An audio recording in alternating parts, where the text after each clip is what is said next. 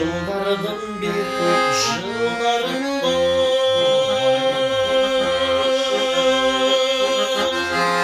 hayırsız aylardan bir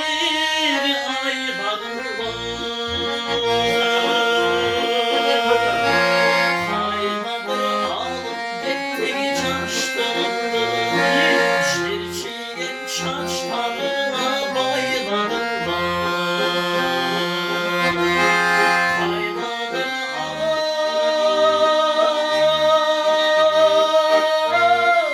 gitti çarştırdı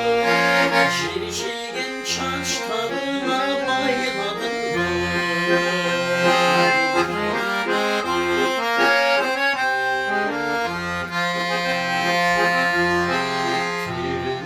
bütün boydan kuşamalı düşüdü ömrümden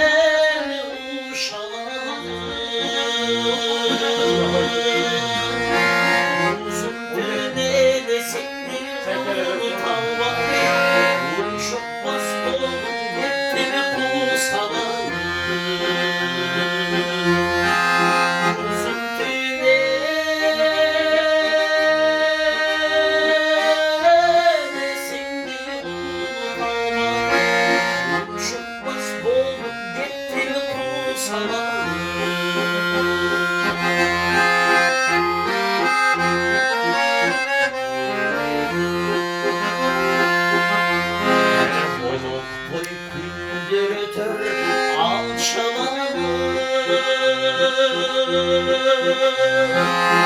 Gümüş sakan çöreler kamçıladı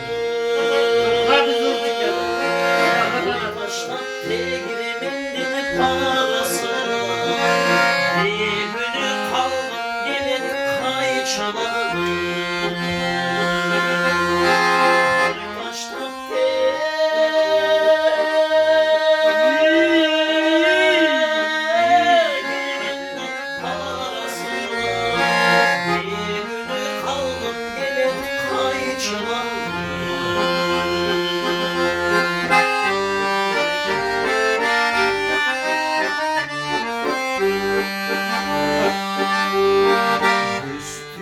Gökköynükçe bu bağrımda Ardıncını atın gitmeyi kullanırda Gülüşüme girişimde gündetine Muhtarda uzaktan duvarıma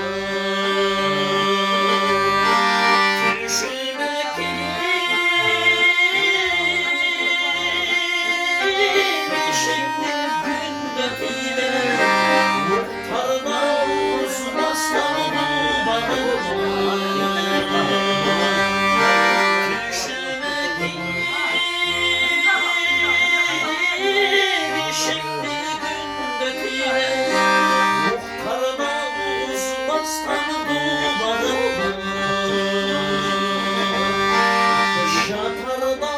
uzmastan